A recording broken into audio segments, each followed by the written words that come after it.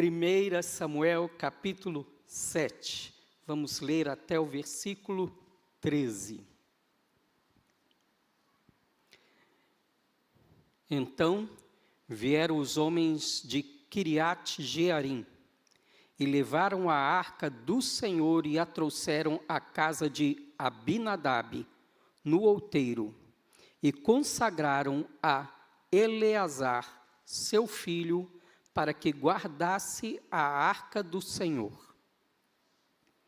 E sucedeu que, desde aquele dia, a arca ficou em Quiriate-Jearim, e tantos dias se passaram que até chegaram 20 anos. E lamentava toda a casa de Israel pelo Senhor. Então falou Samuel à casa de Israel, dizendo: se com todo o vosso coração vos converterdes ao Senhor, tirai dentre vós os deuses estranhos e os astarotes, e preparai o vosso coração ao Senhor, e servi a Ele só, e vos livrará da mão dos filisteus. Então os filhos de Israel tiraram dentre si aos Baalins e aos Astarotes, e serviram só ao Senhor. Disse mais Samuel: congregai a todo o Israel em Mispá, e orarei por vós ao Senhor. E congregaram-se em Mispá, e tiraram água, e a derramaram perante o Senhor, e jejuaram aquele dia, e disseram ali: pecamos contra o Senhor. E julgava Samuel os filhos de Israel em Mispá. Ouvindo, pois, os filisteus que os filhos de Israel estavam congregados em Mispá, subiram os maiorais dos filisteus contra Israel, o que, ouvindo os filhos de Israel, temeram por causa dos filisteus.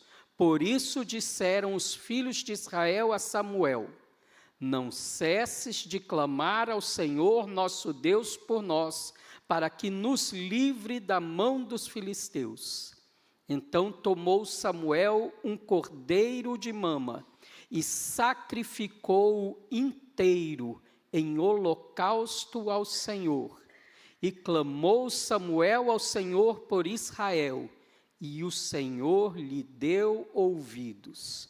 E sucedeu que, estando Samuel sacrificando o holocausto, os filisteus chegaram à peleja contra Israel.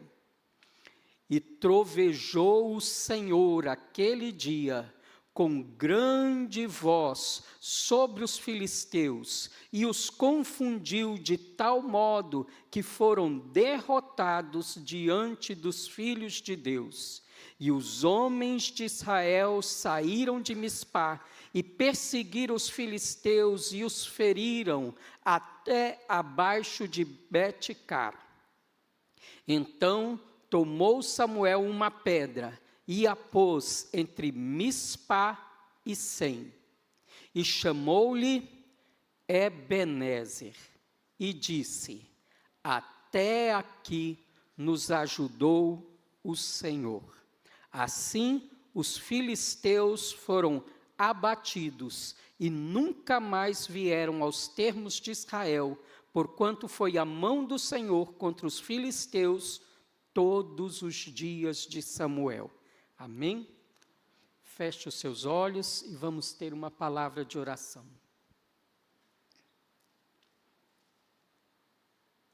Pai, nós te louvamos, te bendizemos e te glorificamos, porque tu és de fato grande Deus, e nós queremos te adorar e te louvar segundo a grandeza do teu nome. Recebe toda a honra, toda a glória e todo o louvor. Nós te bendizemos pela tua manifestação no nosso meio. Fala conosco, Senhor. Nós precisamos de ti, em o nome de Jesus. Amém. Amém? Vamos dizer juntos, diga aí, Ebenezer. Até aqui nos ajudou o Senhor. Irmãos, se algo a Bíblia deixa claro na sua história, e se você está fazendo essa leitura bíblica com a igreja, é que é uma coisa normal Deus se manifestar na vida dos seus filhos. É padrão bíblico para a nossa vida, é que Deus se manifeste. Nós vemos e lemos essas histórias maravilhosas de como Deus falou desde Adão, Noé, Abraão, as suas manifestações, os seus milagres, as suas curas. Esse é o padrão de Deus para a nossa vida. E glória a Deus, porque nós não estamos lendo um livro qualquer, nós estamos lendo a palavra de Deus. E ver essas manifestações de Deus, ler sobre elas e saber que essas manifestações também acontecem na nossa vida, isso é motivo de regozijo, isso é motivo de fé e de esperança. Nosso Deus é um Deus que opera, que faz milagres. Nós não apenas lemos sobre eles, mas nós esperamos a manifestação na nossa vida desse agir de Deus, desse falar de Deus. Estamos juntos, queridos? Irmãos, é tão maravilhoso a gente poder ler na Bíblia quantas vezes Deus falou. Mas eu te pergunto, você já teve uma experiência com o falar de Deus na sua vida?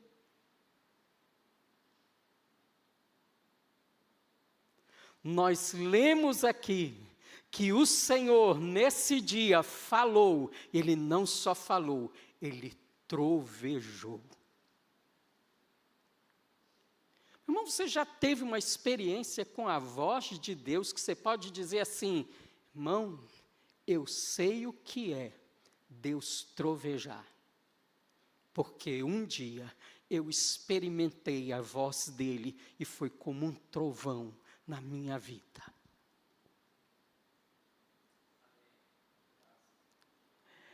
É glorioso nós lermos aqui, Ebenezer, até aqui nos ajudou o Senhor.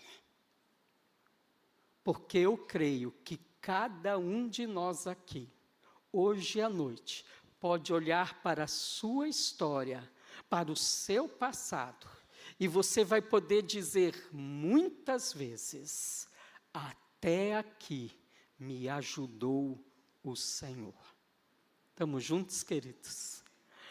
Irmãos, mas esse texto, ele começa aqui, falando dessa arca de Deus, que simboliza a presença de Deus, tendo sido restaurada, resgatada. Vocês lembram dessa história, não é, queridos? De que nós estamos aqui no contexto de Juízes.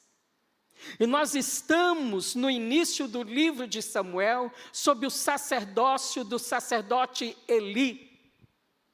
E que ainda que o padrão de Deus seja que Deus se manifesta, o livro por isso começa com uma observação. Era raro as visões de Deus, as manifestações de Deus. Ele está nos fazendo essa observação para nos lembrar mais uma vez, o padrão de Deus não é que seja escassa a manifestação dele na nossa vida. Nós temos comunhão com ele e nós experimentamos dele todos os dias. Mas naquela época estava raro. O sacerdócio estava falido.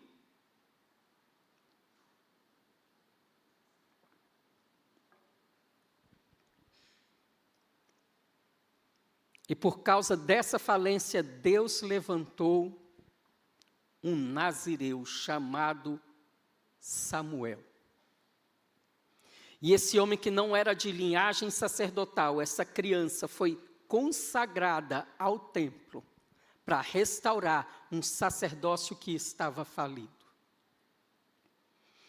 E a palavra de Deus não vinha mais aos maduros, a palavra de Deus não vinha para o sacerdote, mas a palavra de Deus veio àquela criança, Samuel. E eles estavam ali, em um dia de guerra. Israel lutando contra os filisteus, lá no capítulo 4. 4.000 morrem. E quando chega a notícia, os anciãos se perguntam: por que o Senhor nos matou? Olha a pergunta deles, não é? Não foi porque o inimigo nos matou, e não foi uma pergunta querendo ouvir o Senhor, foi uma pergunta de admiração. Como assim? Deus nos entregou à mão do inimigo. Porque eles não foram atrás do Senhor para uma resposta, eles mandaram pegar a arca de Deus, esta arca. E disseram: vamos levar para o campo de batalha. E assim venceremos. Irmãos, a palavra de Deus diz que quando a arca chegou no acampamento, aqueles homens fizeram tanto barulho, tanta gritaria, que estremeceu a terra. Você pode imaginar o que é isso?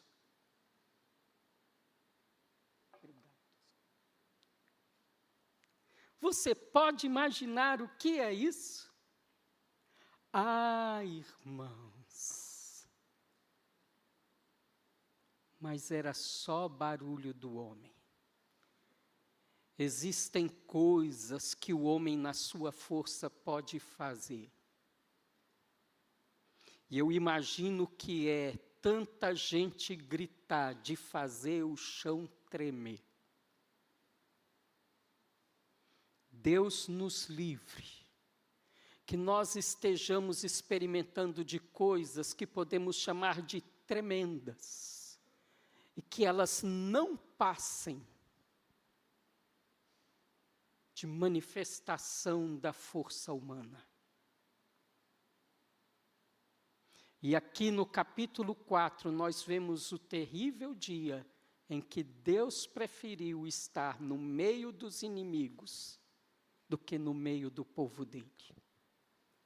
30.000 homens morreram nessa batalha. E a arca foi levada. E a arca sozinha, irmãos, venceu os filisteus. Dagom caiu diante da arca, levaram para outra cidade, o povo começou a ter feridas.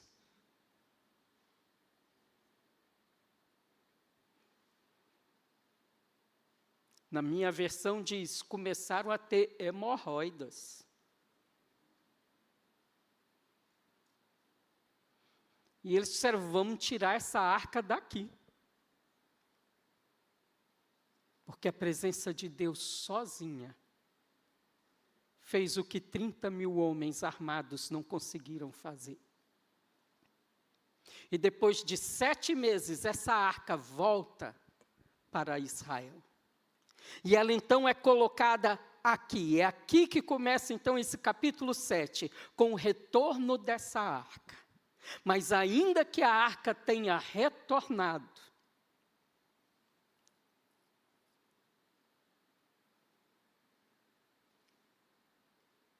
o povo continuou na idolatria, continuou com seu coração entregue a Baal, a Astarote, deuses que falam de fertilidade e de multiplicação, mas eles não estavam satisfeitos. 20 anos. Irmãos, esses poucos versículos cobrem um período de mais de 20 anos, sem Deus falar, sem Deus se manifestar. A arca estava ali. Mas não havia manifestações de Deus. E o povo demorou 20 anos, irmãos, 20 anos, para o povo começar a se lamentar. Esse lamentava do versículo 2, não é um lamentava de que eles passaram 20 anos se lamentando. Não é depois de 20 anos, eles começaram a se lamentar pela falta do Senhor. Irmãos, nós precisamos parar aqui um momento, porque nós estamos aqui congregando na casa de Deus, no meio do povo de Deus. Tem gente aqui que congrega mais tempo de nascido, porque na barriga da mãe já congregava.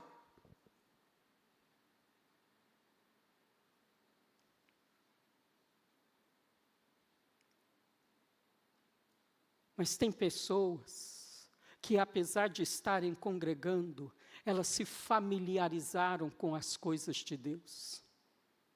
E nunca tiveram uma experiência pessoal com o Senhor.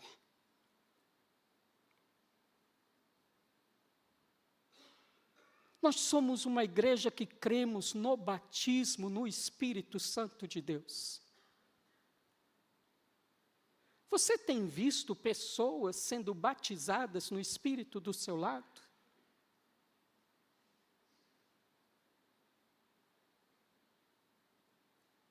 Eu conheço pessoas que ouvem falar do batismo no Espírito, nunca experimentaram, mas vivem normalmente, como se esse fosse o padrão.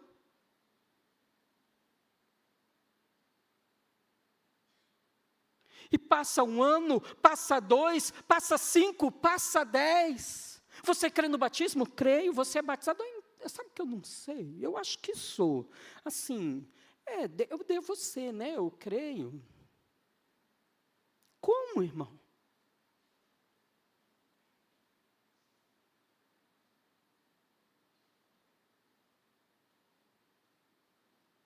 Por 20 anos ouvi falar que Deus fala.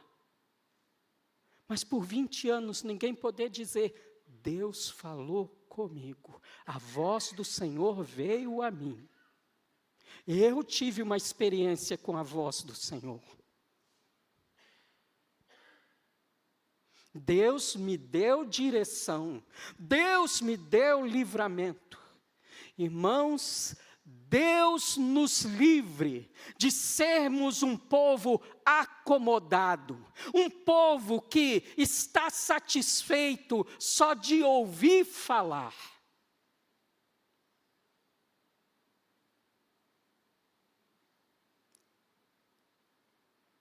Se no nosso meio nós não pudermos estar dando glória a Deus pelo que estamos experimentando do Senhor na nossa vida, então que pelo menos se ouça lamento. Porque eu tenho fome e sede do Senhor. Eu preciso de Deus se manifestando na minha casa, na minha vida, na minha família. Meus filhos estão na adolescência, eu não quero filhos ouvindo sobre o batismo no Espírito Santo. Eu quero meus filhos dizendo, eu fui batizado no Espírito Santo, eu recebi dons, agora eu sei do que a Bíblia fala. Eu lembro de um irmão que eu conheci. Se converteu, estava viciado em drogas. E um dia ele prostrado, clamando ao Senhor, livramento, força para vencer as tentações. E ele disse assim, eu estava sozinho no meu quarto, tudo fechado, mas eu senti um vento lá dentro, de repente eu me assustei, eu não me aguentei em pé, e eu comecei a falar umas coisas que eu não conseguia entender. E ele disse, eu não sei o que está acontecendo comigo, eu nunca vi isso na minha vida. E pensou, eu acho que o povo que está contra mim está certo, eu estou ficando doido.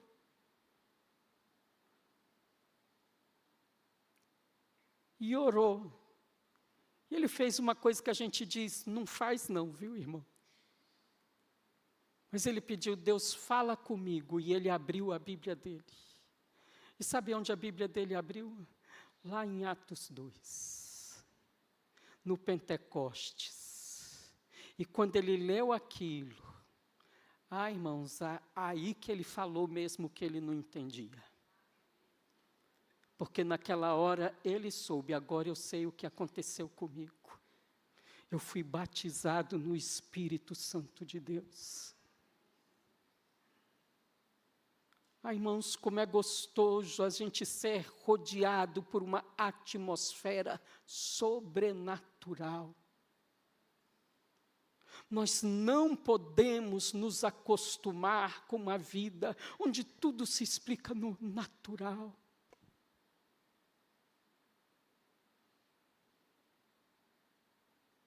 Não. Deus entra nas nossas equações. Deus está presente. Quando Ele está presente, irmãos, coisas surpreendentes acontecem.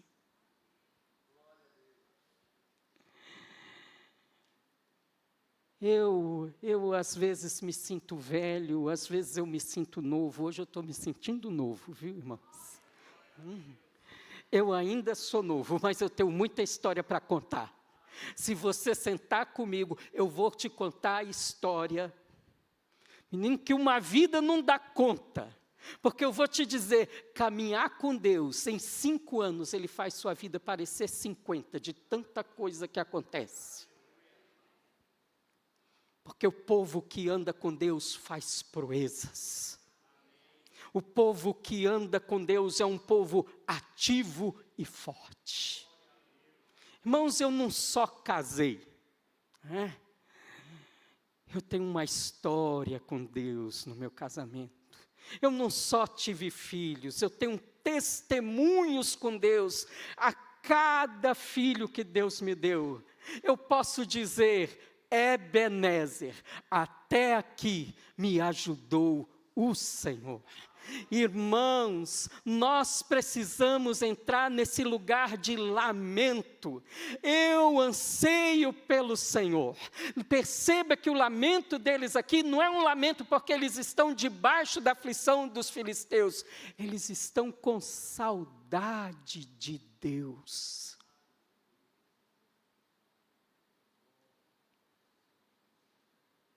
Capítulo 4 desse livro, aconteceu uma coisa terrível. Porque quando essa arca foi tomada, o sacerdote Eli ouviu, caiu, e como ele era gordo, tinha 98 anos, quebrou o pescoço e morreu imediatamente. Morreu ele, seus 2 filhos, que eram infiéis ao Senhor. E a nora dele, ao ouvir toda essa tragédia, deu à luz imediatamente a um filho. E deu o nome dele de Icabode. Eu gosto de guardar Icabode assim, e acabou. Porque Icabode quer dizer isso, a glória de Deus se foi.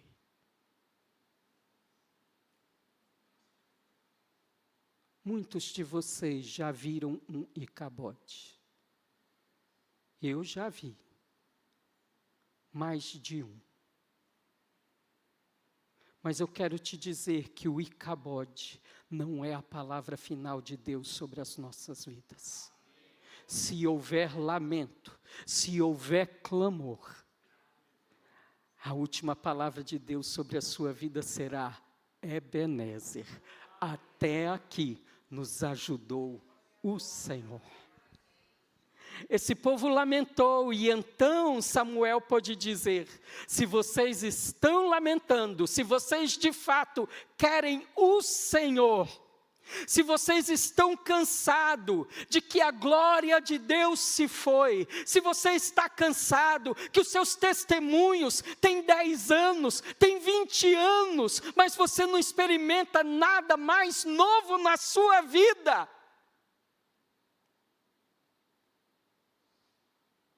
nada mais triste, irmãos, do que alguém que experimentou a Deus e não experimenta mais.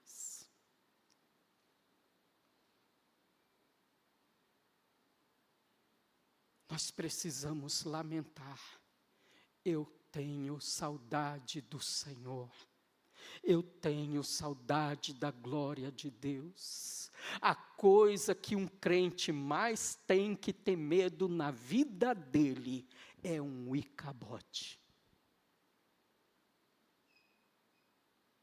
Não tenha medo de perder o emprego, não tenha medo de ficar pobre, não tenha medo da doença, porque se a presença do Senhor estiver com você, irmãos, a tua vara e o teu cajado me consolam. Ainda que eu ande pelo vale da sombra da morte, eu sei que tu estás comigo.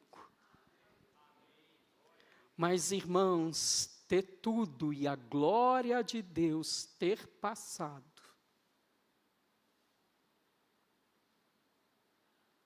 é a pior coisa que nós podemos viver na nossa vida. Essa deve ser nossa oração diária: Senhor, não passe de nós a tua glória. Então Samuel, diante daquele lamento, o chama para um arrependimento. Prepare o coração. Religião gosta de ritos. Religião gosta de métodos. Mas vida real com Deus fala de preparar o coração. Prepare o seu coração. Irmãos, a gente não pode só vir para um culto, de qualquer maneira, não. Hoje é dia do Senhor. A gente prepara o coração, a gente cultiva o coração, a gente prepara a nossa mente, porque eu vou ter um encontro marcado com Deus. E eu preciso ouvir o Senhor, e eu preciso que o Senhor me toque, e eu preciso experimentar dEle, porque somente Ele tem as palavras de vida. E Ele diz: você vai preparar o seu coração, e tirando os ídolos do seu coração, e desejando servir ao Senhor somente, e mais nenhum outro. Irmãos, essa não é uma palavra para os incrédulos, essa é uma palavra para o povo de Deus.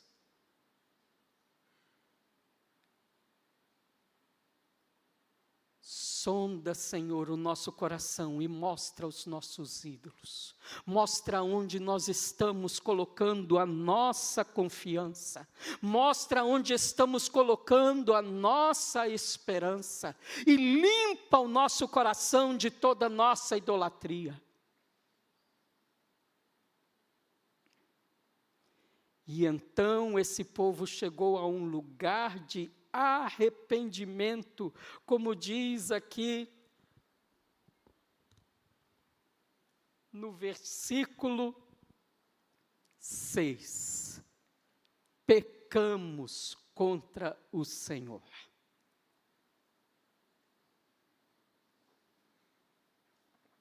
Vamos dizer juntos? Diga aí: pecamos contra o Senhor.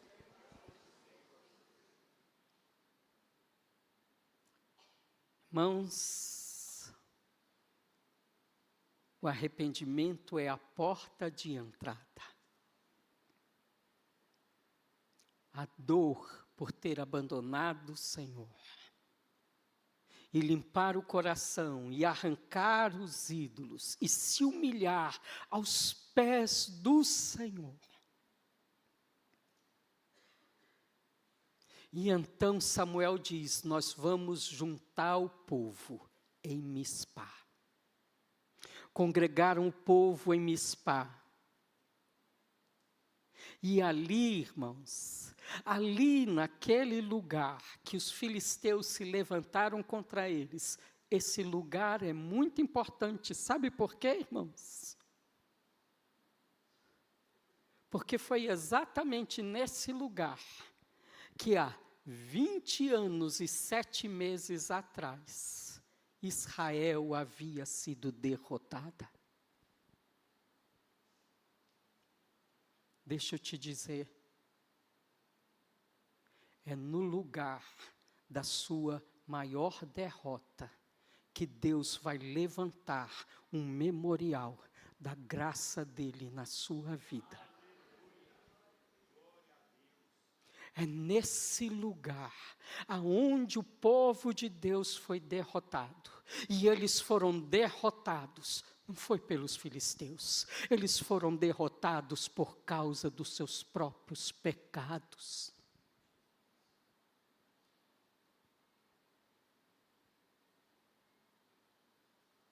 Mas agora eles estão em um lugar de arrependimento.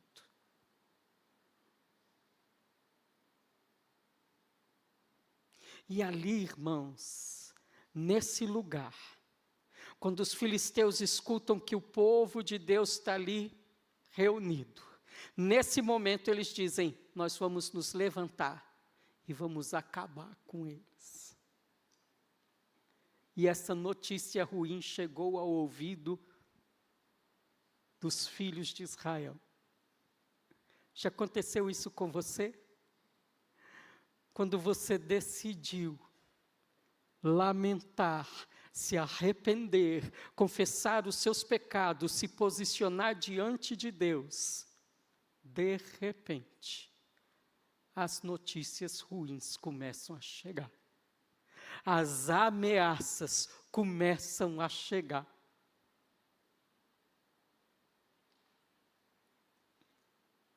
E eles disseram para Samuel, agora você não para de orar por nós, não. E Samuel disse, vou continuar orando por vocês. Pegou um cordeiro que ainda mamava e o sacrificou. Irmãos, a nossa vitória não é da nossa força. Esse é o momento da virada nesse texto. O momento em que o cordeiro é sacrificado. E esse é o verso que mais aponta claramente para Cristo Jesus.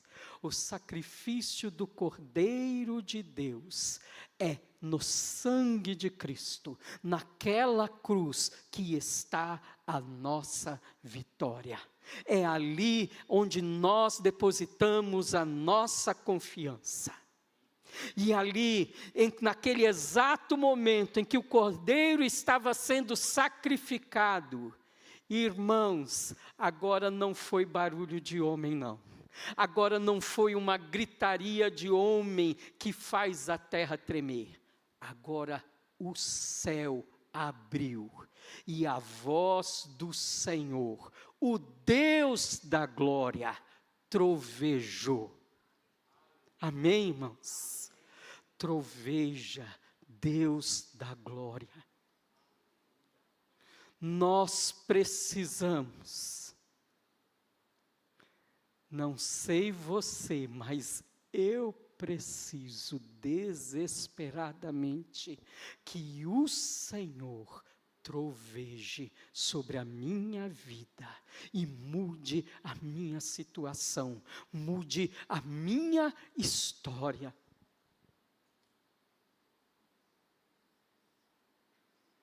Sabe uma coisa que eu descobri do Senhor, nos meus poucos anos de convertido,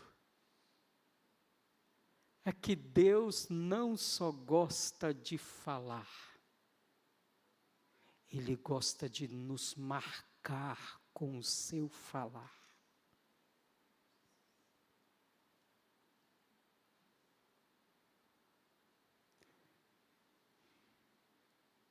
Vou contar para vocês uma coisa que normalmente eu não conto no púlpito. Mas uma vez, em uma situação que eu estava orando num monte, precisando de uma resposta de Deus, uma mulher, ou eu direi assim, um mulherão, porque ela era grande. E ela era uma profeta de Deus. E ela pegou esse homenzinho aqui, tacou aqui nas costas dela, e saiu rodopiando.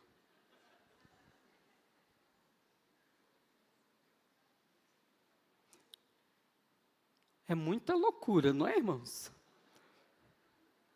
Não recomendo essa experiência. Não, viu? Mas eu não esqueci, nunca mais. E Deus me disse, eu tenho pressa, o que eu vou fazer é rápido, é veloz. E quanto mais ela dizia veloz, mais ela rodava. Eu dizia, Senhor, ela é grande, mas eu acho que nós vamos cair. Eu espero que o anjo seja veloz, segure ela. E eu pensei assim, não sei, né, Senhor, é profeta. Eu ouvi a palavra, mas me carregar assim, não sei. Fui no outro monte. Encontrei outra irmã lá nesse monte.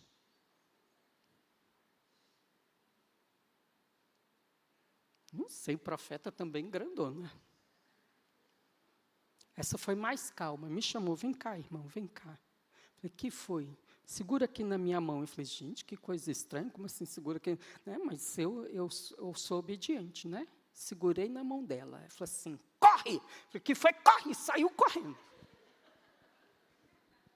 E eu correndo do lado dela, de madrugada no monte, ao som do luar. Né? Eu falei, meu Deus do céu. E não é que ela me entregou a mesma palavra? Deus tem pressa. O que Ele vai fazer na sua vida vai ser muito rápido. Corre, corre. E ela entregou isso, não parou para falar, não, foi correndo. E eu fui, está ouvindo? Estou ouvindo. Pode parar. Menino, não tem academia que dá volta desse jeito, não. Tem gente aqui que só vai em academia, deixa eu te dizer, o corro é com Deus. E você está precisando correr com Deus. Não sou contra a academia não, sabe, irmão? Mas é muito ruim quando a vida de um cristão se resume a uma vida normalzinha de estou indo na academia. Você está precisando é correr de Deus. Você está precisando entrar na academia do Senhor Jesus. Você está precisando mesmo é que alguém te levante, te ponha nas costas e saia rodando com você. Eu quero ter a alegria de ouvir histórias assim, mas muito estranhas, mas história de gente que anda com Deus. Ebenezer, até aqui o Senhor nos ajudou. Agora, sem nenhuma espada, sem nenhuma arma de guerra, eles venceram ali. E nesse campo, irmãos, lembra esse lugar onde eles estão lutando? Tem 30 mil homens enterrados lá debaixo dos pés deles.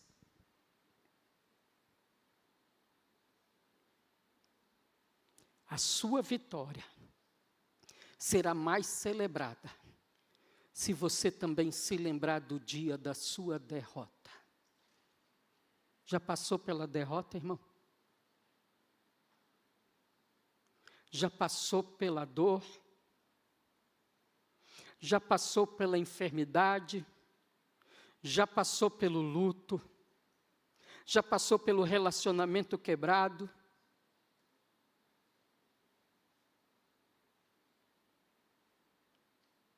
Lembrar da derrota também é importante. Hoje de manhã, pastor Maquil pegou 1 Samuel 15.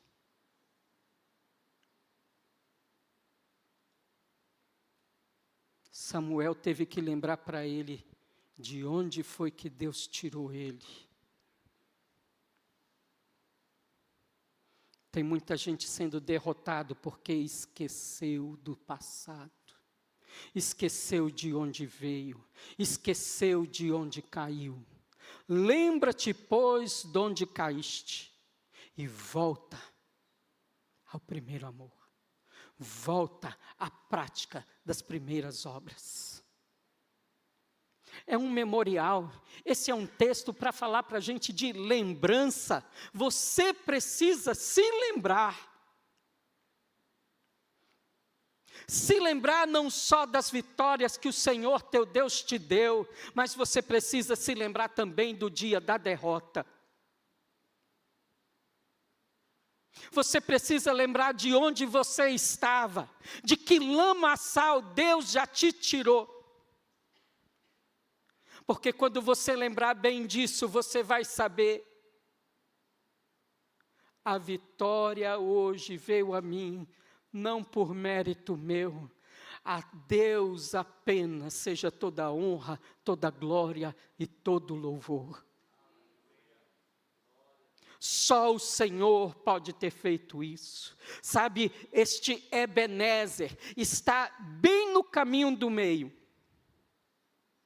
Ali, no capítulo 4, eles querem usar a arca como amuleto.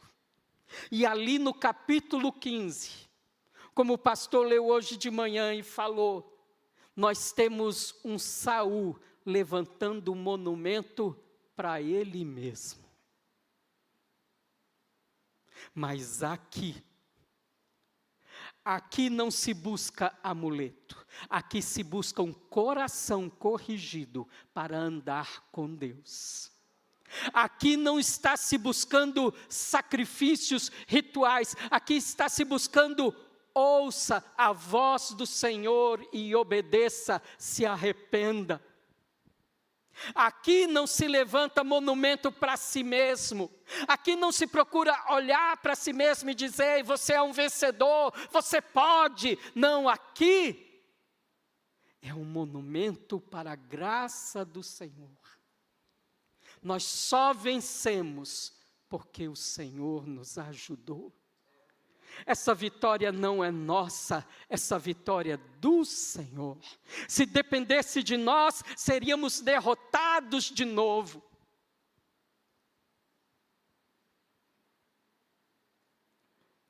Mas para que a vitória do Senhor venha, nós precisamos guerrear sobre alguns túmulos,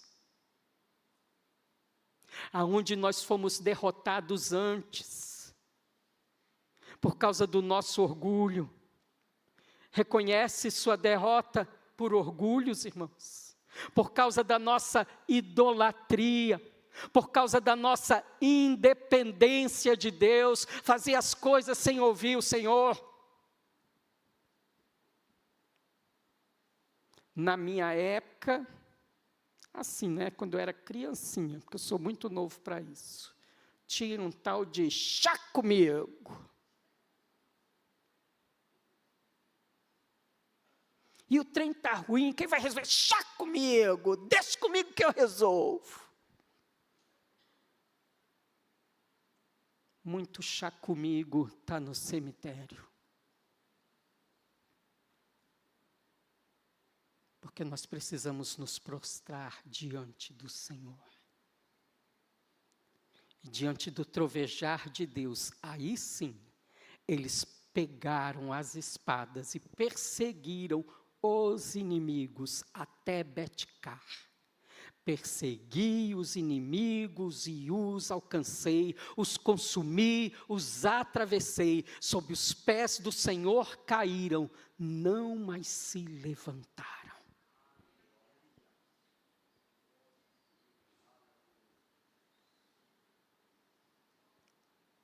Nós precisamos perseguir uma vida liberta. Nós precisamos ter uma vida de intensidade para vencer o pecado. Precisamos correr para a oração e suplicar. Levanta-te, Senhor. E quando Deus trovejar, você pega a espada e vai até Betcar. Betcar significa a casa do cordeiro, ou a casa do pasto. Seja um, seja outro, nos lembra de uma coisa: nós vamos até onde o cordeiro vai nos levar. O Senhor é o nosso pastor e nada nos faltará. Ele nos faz repousar em pastos verdejantes.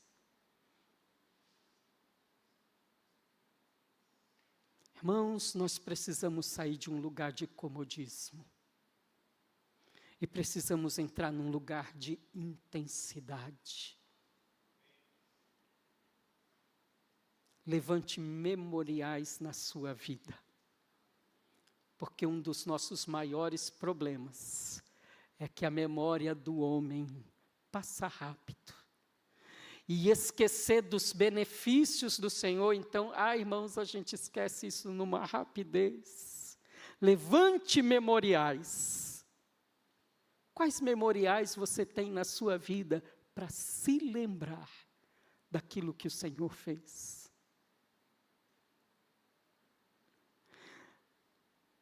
Talvez para muitos que estão aqui, olhem um lugar como esse e venham apenas uma construção. Mas para algumas pessoas, esse lugar é um memorial. Não são as paredes em si, é uma história. Uma história de pessoas que viram o Icabode. Mas que diante da derrota, ansiaram. Nós queremos a glória de Deus. Nós não queremos uma vida vazia. Nós temos uma vocação. Nós fomos feitos para desfrutar a glória de Deus e glorificarmos o Senhor para todo o sempre. E nós precisamos ser comprometidos com essa glória. Ebenezer fala disso. Samuel não tinha zelo pela sua reputação.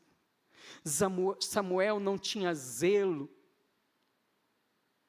simplesmente por uma vida confortável. Samuel tinha zelo pela glória de Deus. Você zela pela glória de Deus.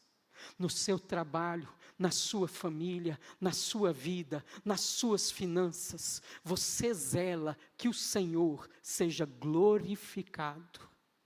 Aquela rocha não é uma oração de ação de graças escondida. Não, ela é um reconhecimento público.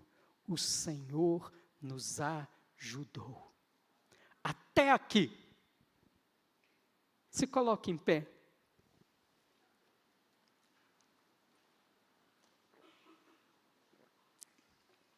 Diga, até aqui.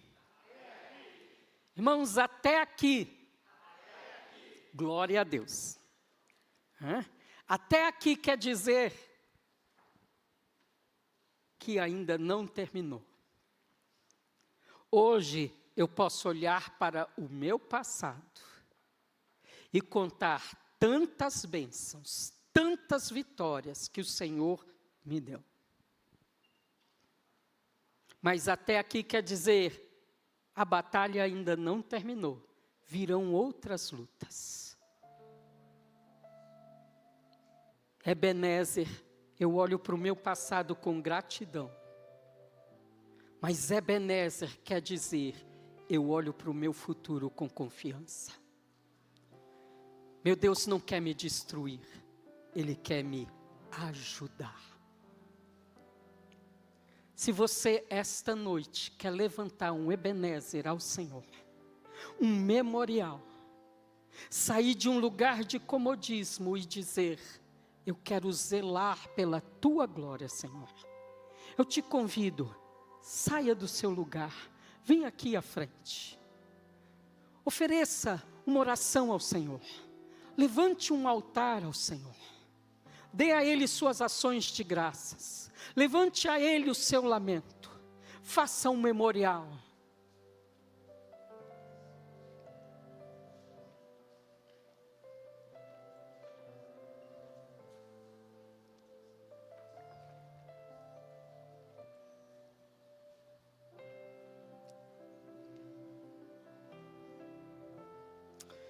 Senhor, nós queremos engrandecer o Teu nome.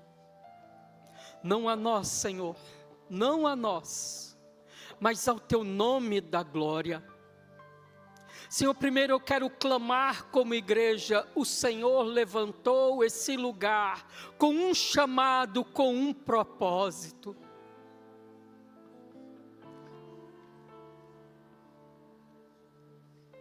Senhor, que não passe de nós a Tua glória. Nós nos prostramos hoje a Ti e clamamos.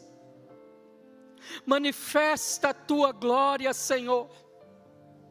Nós queremos experimentar de um avivamento, de um renovo. Nós queremos caminhar com Deus. Nós queremos experimentar todos os dias da Tua presença, do Teu falar, da Tua companhia. Nós queremos tocar na Tua glória. Senhor, eu oro por cada um de nós individualmente. O Senhor conhece a luta de cada um. Aqueles que estão passando por dificuldades, seja financeira, seja por enfermidade, aqueles que estão sofrendo com o luto, ó Deus. Pai, aqueles que estão sofrendo a derrota muitas vezes moral. Pai, em nome de Jesus apresentamos diante de Ti lamentos, ações de graças, arrependimento. E assim como o Senhor naquele dia ouviu a oração do Teu povo, diante do sangue de Jesus que foi derramado naquela cruz, nós Te clamamos, levanta-te, Senhor. Mais uma vez, levanta-te. Nós queremos experimentar do Teu auxílio, nós queremos experimentar do Teu socorro, nós queremos levantar a nossa voz em ação de graças, porque o Senhor é a nossa ajuda, o Senhor é socorro bem presente no dia da tribulação. Senhor, gera no coração de vidas aqui salmos, hinos, memoriais, ó Pai, da Tua vitória, do Teu falar. Nós precisamos de Ti, em nome de Jesus, nós Te oramos e Te agradecemos, amém.